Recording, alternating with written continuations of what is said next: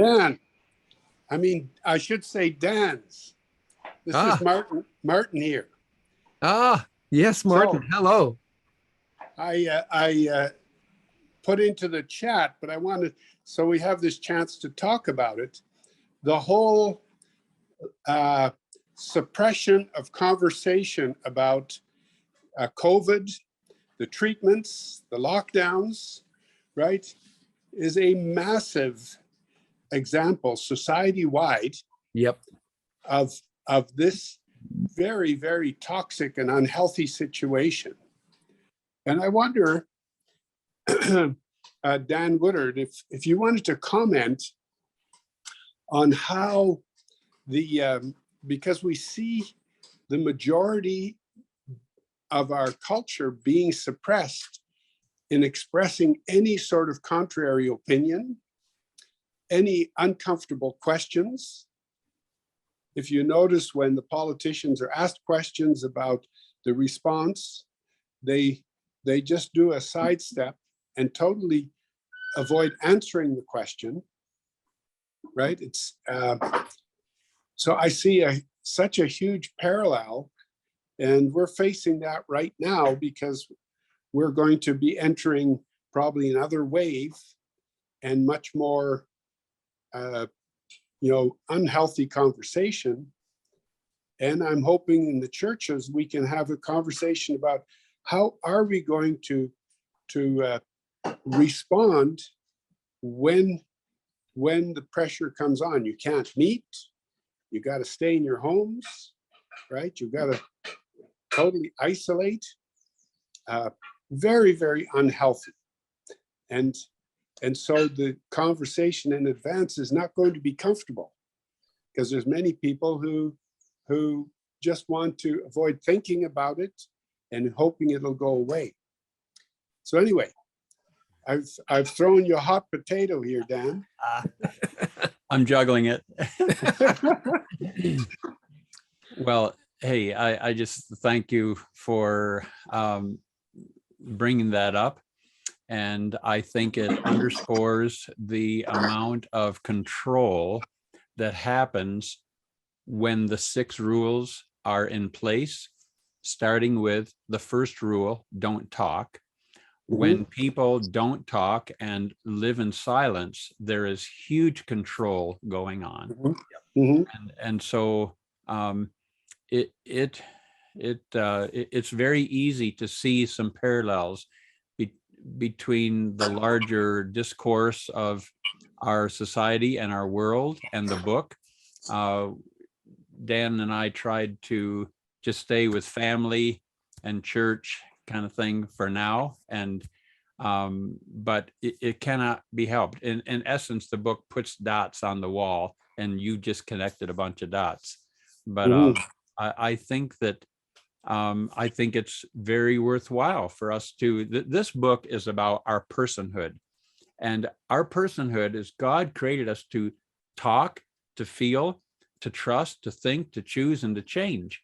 And our personhood is under assault from many corners. And I think that churches and small groups, I think that people need a theology of our personhood. I never was raised with teaching about this. In fact, my youth pastor from 50 years ago heard the series, read the book, and said, Dan, and he's been pastoring for 50 years. He said, Dan, I made a mistake. I assumed everybody in the pews already knew this.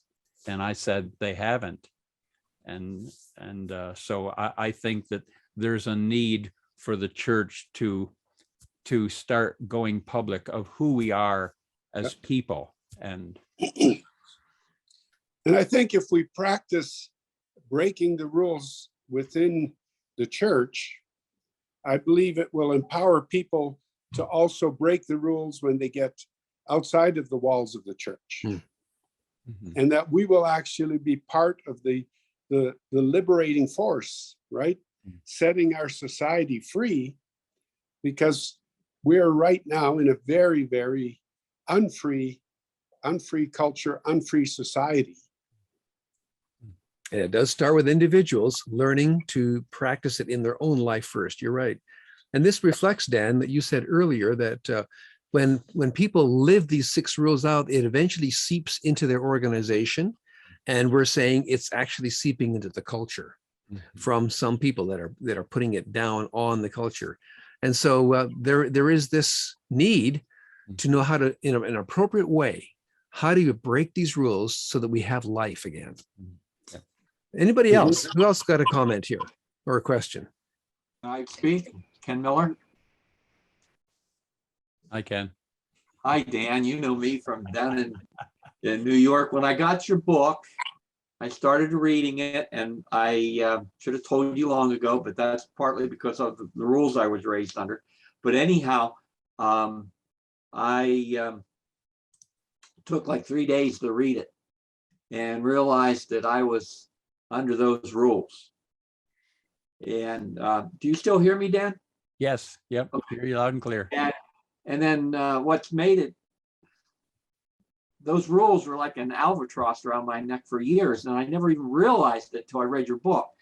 Though some of those things I've thought through and talked through, and breaking some of those rules, not knowing your book, caused me problems in churches, because I had people say, "Oh, Pastor, you have to give us the rules of what we do and don't do, and we can't think about them, we can't discuss them, we can't, So I really raised under those rules in my home, and what's made it easier for me to forgive my parents is the fact, Dan, they were raised under the same rules, because in discussions about my grandparents on both sides, they had the exact same rules, and it's affected my life. So I really appreciate your book, and keep up the good work.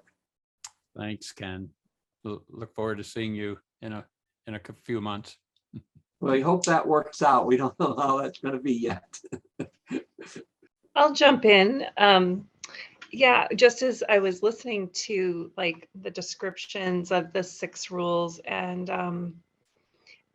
how Dan's experience was with it personally, I could relate to it, but I was also thinking about trauma-informed practice or trauma-sensitive approaches in therapy.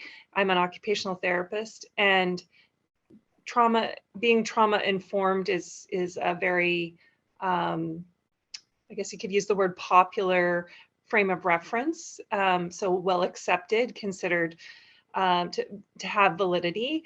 Most of the time it comes from the viewpoint of neurobiology, saying that our biology is impacted by trauma, and trauma can look different for different people. It doesn't have to just be abuse, loss, significant loss or accidents. It can be people who have health issues, who have had an experience psychologically that was traumatic. So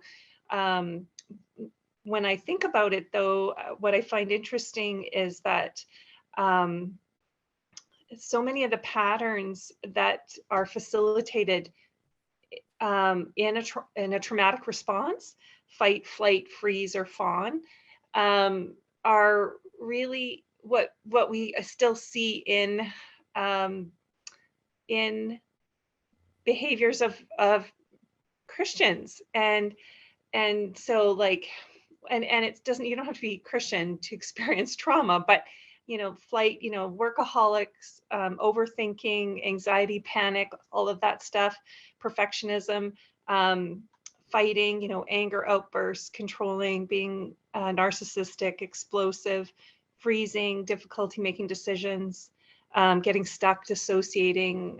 Dan Woodard talked about his dad dissociating, isolating, and then fawning, which is kind of like a newer concept to the trauma response, being a people pleaser, not having boundaries, being overwhelmed, being codependent. Those things are not new, but putting it into the context of a trauma response is somewhat new.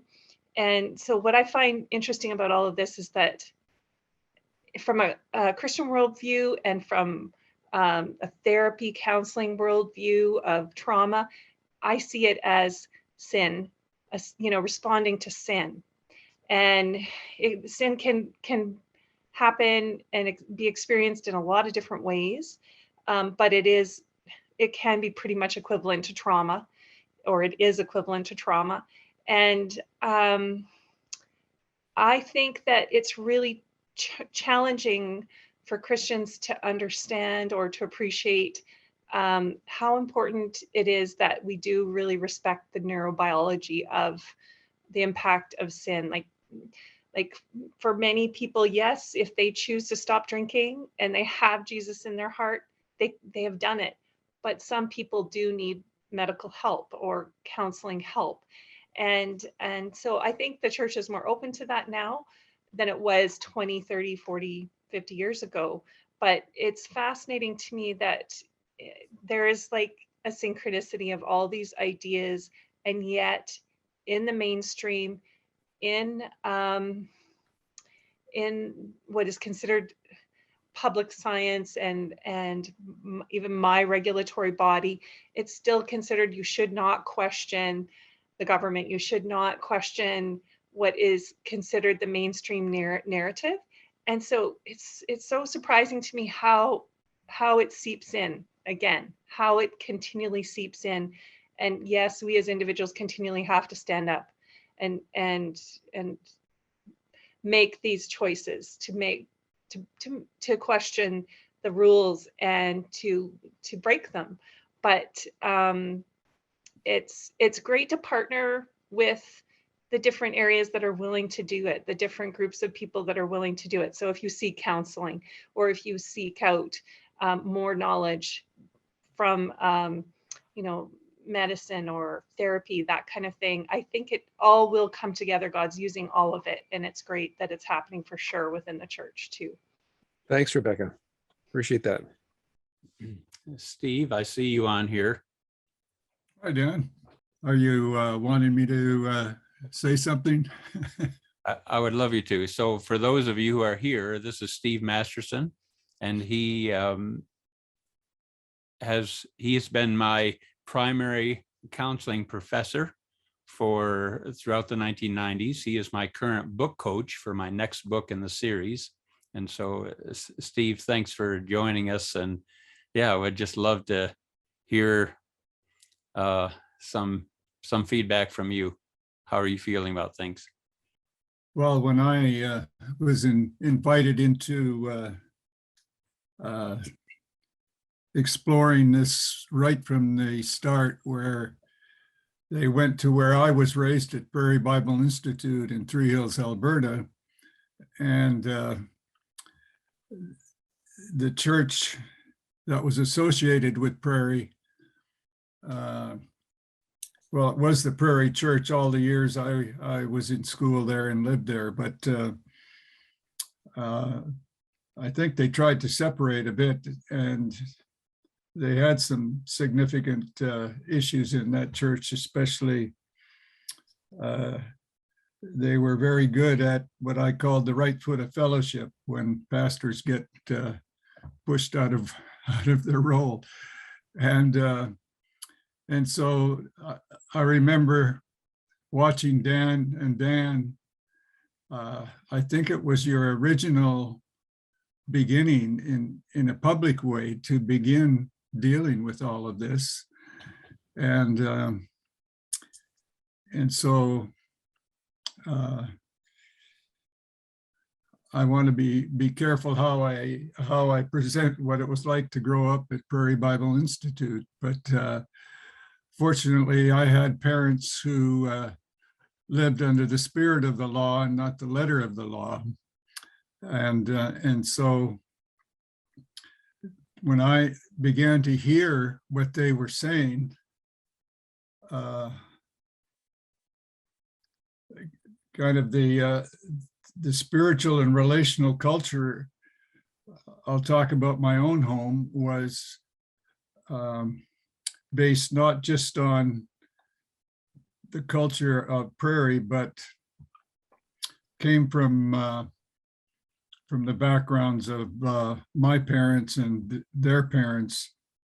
And so I remember, Dan, just feeling like the Spirit of God has opened the door to something that has been propagated by the spiritual powers of darkness for who knows how long, and that the intensified battle that resulted from starting to get engaged in this with you, Dan, and both Dans, it just felt like there was a huge waste that was lifted off of my spirit and my soul in terms of, as I listened to what was being taught on this holy ground of Prairie. And so I just thought, well, I hope they won't be asked to leave after their first session, but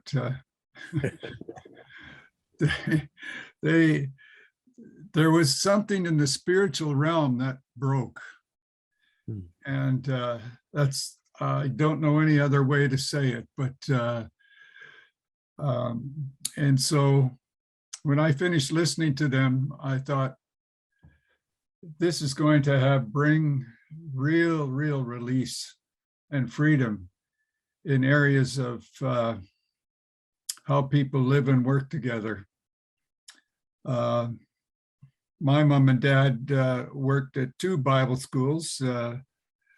Dad was a Bible teacher and taught students how to preach, and Mom was a music teacher at Peace River Bible Institute in Sexsmith, Alberta for 16 years, and then at Prairie for another 25, 30 years in Three Hills. And so I think the way my parents handled me under the spirit of the law instead of the letter of the law, where the battle so often was really dealing with legalism. I mean, I got there in grade 7, and even in grade 7, as boys, we were never allowed to even talk to a girl, and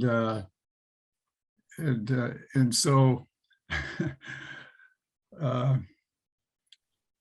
it's amazing how that rule was really targeted by us young boys, trying to see if we could ever get a word in with the opposite sex without getting caught and into deep trouble. So, by the way Prairie has changed a lot, and the whole flavor of what goes on there is so refreshing. But so I'm just grateful that when I went through the book and I've been walking together with Dan in his new book, just discovering how this is nourishing my soul in ways that my soul hasn't been nourished in a long time.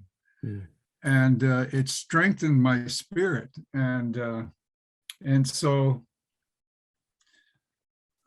I'm just grateful to the Lord for breaking through all of this and introducing breaking these 6 rules. And I can't wait to get to heaven, because these rules will never show up there, thank goodness. Thanks, Steve. And I do want to confirm to all of you that Prairie College has made a break with all of that. Yes. And they are definitely on a very different path, honoring the Lord and each other in a much in a much better way. In fact, it's going really well at the college now under the current leadership, and it's a wonderful thing to see the healing that came there and has come to the church now. Mhm. And through that pain, God has helped Dan to put this together to help lots of churches. So the Lord is working through this. So, but God is happening again. Dan, if I can jump in, man, I just want to publicly thank you for your role. I think that this webinar is underestimating your role in this venture. And because I never would have done this by myself. It never would have happened. Nothing, not the DVDs, not anything. And so you have been a mentor, a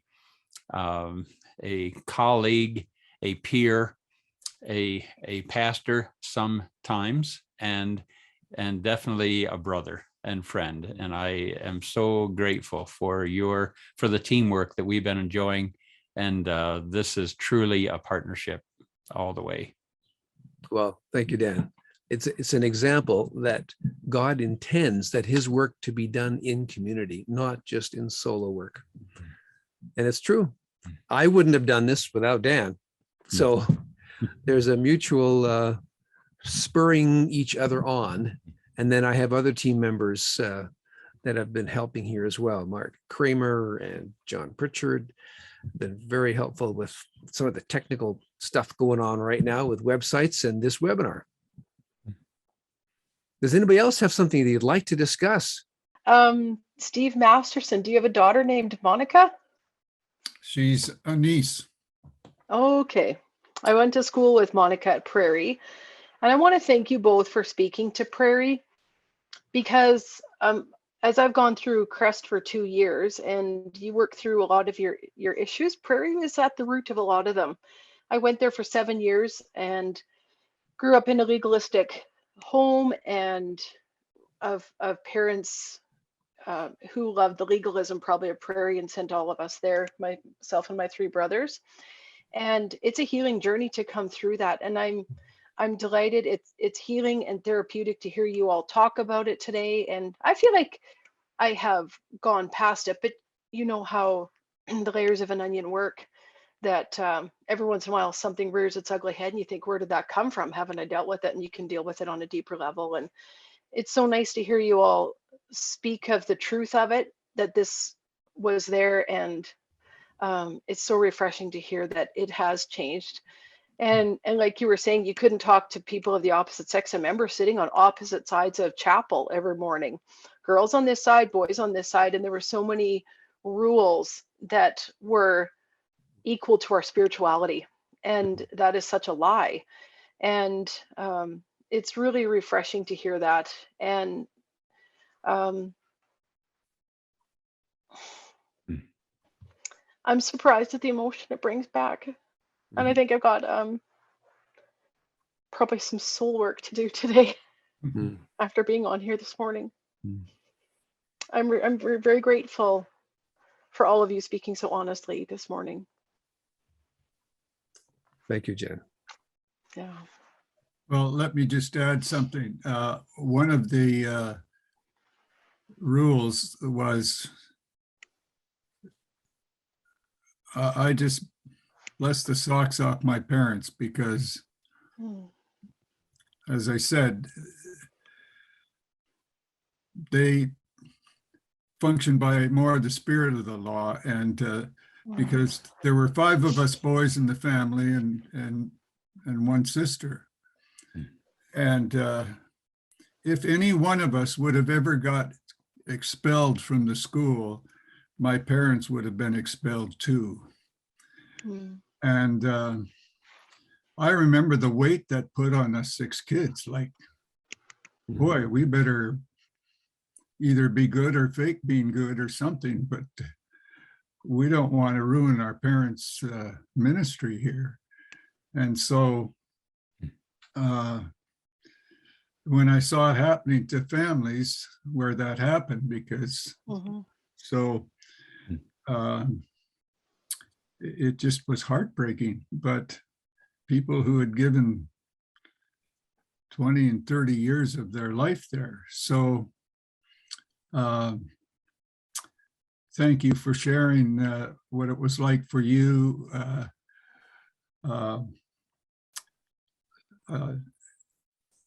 Monica is my second youngest brother's daughter, and he and I were both trained under Dr. Larry Crabb and Dan Allender, and my brother Don taught counseling there for about 9 years, and so he brought some significant freedom and liberation through how he had been trained in biblical counseling. So just to encourage you with that news that somehow we all survived, and Mom and Dad passed away there, and they're living under the incredible full, complete spirit of everything.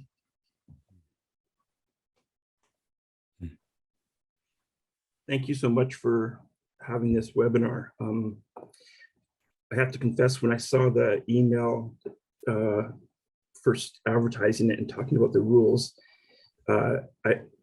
my instinct was to quickly write it off as irrelevant to my experience, in the sense that, seeing the rules listed, of thinking, well, that's a generational experience. That's not mine. That's a subculture of conservative evangelicalism that I know and have seen, but it wasn't my lived experience for much of my grown up years. It wasn't my personal experience. So in terms of family or current experience, but I really appreciate, I'm glad I came, and I came just because of the quality of the things that you do at Crest with your alumni stuff and these type of things. So that's why I came. So I just want a shout out to the quality of what you do. But boy, this has been really, I did not expect the processing where it went, because I'm realizing the impact of this on my life in secondhand ways that are like deep to the, like spiritual DNA deep. They're debilitating. So, I'm a pastor's kid. So this was not my experience of my parents at all, like the polar opposite. My parents lived out an integrity of witness behind the scenes that still is breathtaking to me these days. But I struggle with a perfectionism that has come from seeing the cost of the kind of legalistic, hypocritical, conservative evangelicalism driven by the rules as an environment. And I actually, a number of years ago,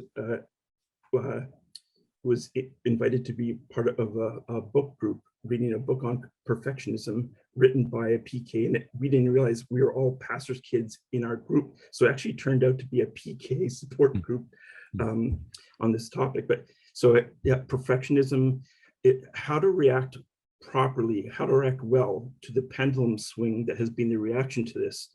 So I think about like so many that certainly of my generation younger who have walked away from the church, from the Christian faith. It was a tossing out the baby with the bathwater reaction to this. And I'm really realizing that having to address this is important for calling them back to a walk with God, and how to avoid this pendulum swing to the other extreme of the permissiveness of a lot of Christianity and conservative evangelical contexts these days, and even what has struck me, like the lack of intentional discipleship. So it went from this kind of rigid, this is what becoming a Christian looks like, to like this, you go in your personal journey and stick together, cobble together what works for you. so like, how do we avoid that pendulum swing without reverting back to any of the toxicity of what was mentioned there? Yes. So like the struggle with toxic family. So this is in-laws, but yeah, toxic family members dynamics. And boy, I have really struggled with the tension of being torn between anger and at not just this as an abstract thing, but the ongoing damage it wreaks by family members who still live by this. At the same time, the tension is the anger towards them that I have to deal with, but the empathy at their brokenness and what they grew up with and the lack of tools and, you know, all the things that were mentioned. So the understanding others' experience. So like I alluded to, like just marriage, married almost 30 years, and I'm still surprised how this pops up in new ways, because my wife's experience was this was just the way everyone was raised. And she didn't think that it looked any other way, but I don't know that. So like, you know, like it is like after 30 years, this still pops up, the seeds of this thing. But also even in my own parents' life, my mom lived, when she was young, she was in the context that has been described. And she's actually an alumni group. This is so weird, where so those that were at school with her, and almost all of them are no longer Christians. So Wow. they've utterly rejected Christianity, walked away from the faith, living like a intentional secularized life, or have even, like one guy, he's become Buddhist and they've followed other faith traditions, and they marvel at my mom that she's still a believer. And what is really interesting is to hear her, you know, like in that context, it's like it's a witness to God's redeeming work and what it can look like at the other end of coming out the other end of the tunnel kind of thing. So I was thinking, yeah, how many people are out there that probably wouldn't buy this book because it's a Christian book, and they don't even see themselves as Christians anymore, but they need to hear this message. Yeah. And not another thing that struck me is these rules, so they aren't my experience, but man, what just was popping in my head is there's unspoken rules today. And like I just started writing down, what are the rules, the new rules that are just as unhealthy and will lead to, you know, someone will have to write a book in a decade from now. But like, how do we, especially as church leadership, identify, name, and address these unspoken rules that deform the kingdom DNA of people and families and whole churches?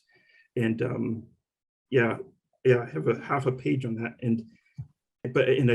That one of the last things was that the response that I know that others have gotten, and even when I brought this topic up on occasion, sometimes there's those that say, just get over it and move on. Like it's this, you know, it's the past, it's no longer an issue, it's not your experience of our church today. So it's kind of like, you know, just get over it, work through your issues, and we're going to move on. But like, I think there's so many ways that I was alluding to that it's in our spiritual DNA.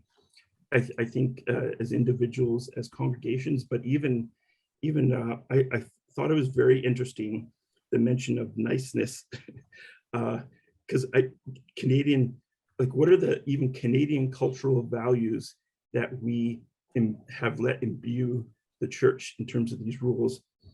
And what I would say is almost the idolatrous value we place on niceness at all costs.